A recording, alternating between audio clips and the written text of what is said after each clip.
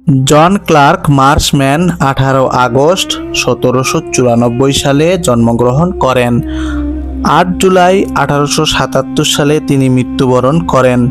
তিনি ছিলেন একজন ইংরেজ মিশনারি, ইতিহাসবিদ এবং সাংবাদিক।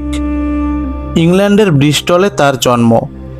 শ্রীরামপুর ত্রয়ীর অন্যতম জোশুয়া মার্শম্যান তার বাবা।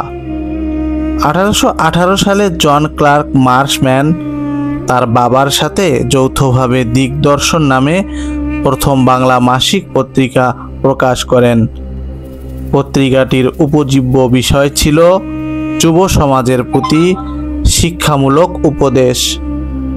1818 সালেই তার সমাচার দর্পণ নামে একটি সাপ্তাহিক পত্রিকা প্রকাশনা শুরু করেন। শ্রীরামপুর মিশন 1821 সালে ফ্রেন্ডস অফ ইন্ডিয়া নামে একটি ইংরেজি পত্রিকা প্রকাশ করে।